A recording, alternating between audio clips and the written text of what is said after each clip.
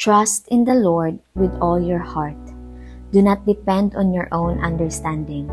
Seek His will in all you do, and He will show you which path to take. That's on Proverbs 3:5-6. May tatlong points itong verse na gusto kong bigyang diin. Una, trust in the Lord with all your heart. Meaning, ang pagtitiwala natin sa Diyos ay dapat 100%. Buong puso, walang reservation, walang pag-aalinlangan. Kahit anong mangyari sa ating buhay, kahit saan pa tayo dalhin ng panahon, dapat ang ating tiwala ay nasa Diyos. Madali lang sabihin, I trust God. Pero kapag kailangan mo na talagang magdesisyon, ayon sa kalooban ng Diyos, hindi ka makakapagdesisyon kasi natatakot ka. Lalo na sa mga bagay na hindi mo sigurado. Nanalangin ka para sa isang bagay at nagtataka ka kung bakit hindi ibinibigay ng Diyos sa iyo. Kahit alam mong hindi ka pa sigurado kung kaya mo na ang hinihiling mo. Minsan, hindi sumasagot ang Diyos sa iyong panalangin hindi dahil hindi ito para sa iyo, kundi dahil hindi ka pa handa para sa hinihiling mo. Wala kang kumpiyansa na mag-move forward, lalo na kung natatakot ka. Paano papayagan ng Diyos na gawin mo ang mga bagay na alam niyang hindi ka pa handa?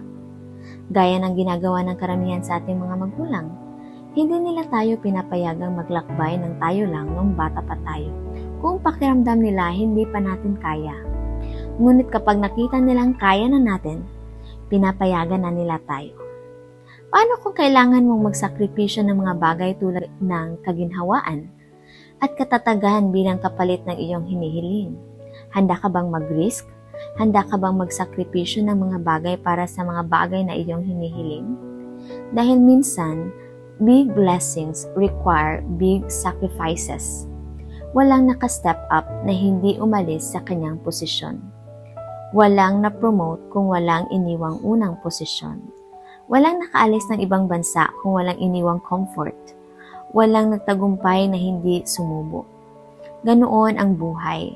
Kung nais mong mag-improve, kailangan mong bitawan ang mga bagay na hindi makakatulong sa iyo sa pag-angat o kaya naman kailangan mo nang iwan. At madalas, wala ka pang 100% na katiyakan na magtatagumpay ka sa iyong pinapangarap. And that's when faith comes in, o pananampalataya. Surrendering everything to God because you trust God with all your heart. Because faith is evident when we believe, even without seeing. For in John 20:29 says, Then Jesus told him, Because you have seen me, you have believed. Blessed are those who have not seen and yet have believed. Pangalawa, do not depend on your own understanding.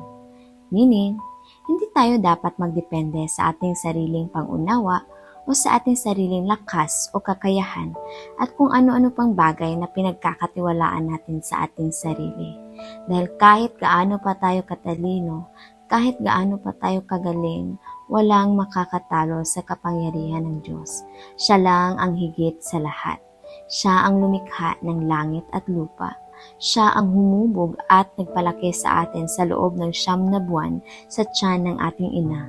Siya ang nagpakatao at nagdala ng ating mga kasalanan sa krus upang tayo ay maligtas. Siya ang namatay at nabuhay muli. Siya lang ang makakapag-solve ng mga problema na hindi kayang ayusin ng kahit sinong tao sa mundo. Even the smartest and richest cannot compare to how great our God is. For in Isaiah 45:18 says, For the Lord is God, and He created the heavens and earth, and put everything in place. He made the world to be lived in, not to be a place of empty chaos. I am the Lord, He says, and there is no other. Kaya sa ikatlo, seek His will in all you do, and He will show you which path to take.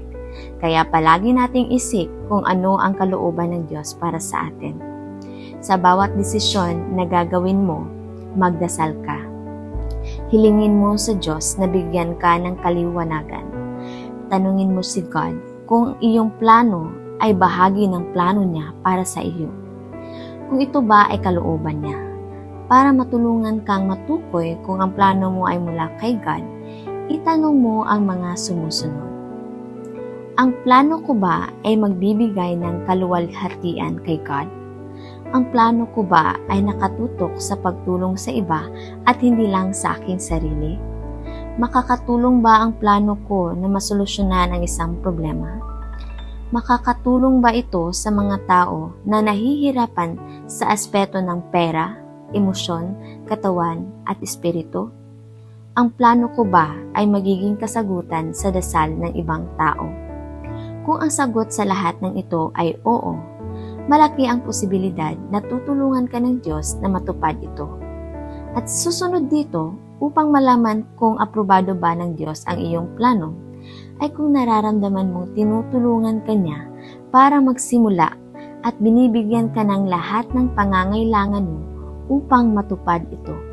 Dahil kung nais ito ng Diyos para sa iyo, gagawa siya ng paraan, kahit iniisip mong wala ng paraan. Because where God guides, He provides. For in Psalm 32:8 says, I will instruct you and teach you in the way you should go. I will counsel you with my loving eye on you. If we will only listen to God's voice and not of the enemy, we would be unstoppable because our God is a miracle worker all the days of our lives. The enemy will tell you you are not enough. You cannot do it. You will fail. You will regret it. But God said in Joshua 1:9, This is my command. Be strong and courageous. Do not be afraid or discouraged, for the Lord your God is with you wherever you go. All the people in the Bible who gained victory weren't victorious because they were good enough or had all the abilities to do everything in their power, but because they obeyed God. They obeyed every instruction God had given them, because our obedience to God is a threat to the enemy. So every time you hold back, think of how great our God is, and believe me, you'll find your answers. So let's trust Him with all our hearts, obey His word, and watch Him lead us to victory.